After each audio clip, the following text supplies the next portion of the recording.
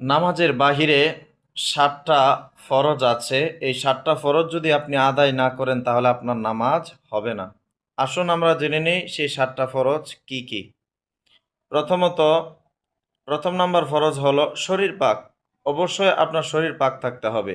দ্বিতীয়, জামা পাক। আপনার শরীরের পরিহিত জামাটা পাক থাকতে হবে। তৃতীয়ত হলো নামাজের জায়গা পাক। অবশ্যই যে জায়গায় আপনি নামাজ পড়বেন সেই নামাজের জায়গাটা পাক থাকতে হবে। তারপর সতর ঢাকা। সতর ঢাকা অর্থাৎ পুরুষ মানুষের নাভির উপর থেকে নিয়ে হাঁটুর নিচ পর্যন্ত অবশ্যই ঢাকা থাকতে হবে। কোনো ছিঁড়া-ফাড়া, টুটা-ফাটা থাকলে কিন্তু হবে না। অবশ্যই ছতর ঢাকা থাকতে হবে। অনেক সময় দেখা যায় না, অনেক যুবক আছে তারা ছিঁড়া-পাড়া প্যান্ট পরে নামাজে চলে আসে।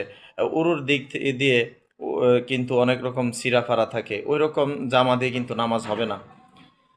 আর মহিলাদের সমস্ত শরীর ঢাকা রাখা, শুধু মুখটা খোলা রাখতে পারবে, 2 হাতের তালু পায়ের তালু খোলা রাখতে পারবে, সমস্ত শরীর ঢেকে রাখা। তারপর কেবলামুখী হওয়া। কেউ যদি উত্তর, দক্ষিণ, পূর্বমুখী হয়ে নামাজ পড়ে তার নামাজ হবে না, কেবলামুখী হয়ে নামাজ পড়তে হবে। তারপর ওয়াক্ত মতো নামাজ পড়া। কেউ ফজরের নামাজ জোহরের ওয়াক্ত পড়লে কিন্তু নামাজ হবে না, ফজরের ওয়াক্তেই ফজরের নামাজ আদায় করতে হবে। তারপর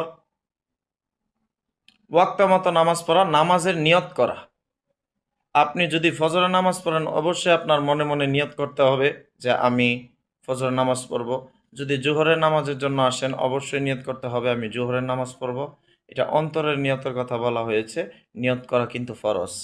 আর মুখে উচ্চারণের নিয়ত করা হলো মুস্তাহাব। ধন্যবাদ সবাইকে, ভালো থাকবেন সবাই। এই 7টা ফরজ আমরা সবাই যেন মেনে তারপর নামাজ আদায় করি। আল্লাহ তাআলা আমাদের সবাইকে সে তৌফিক দান করেন। আমিন।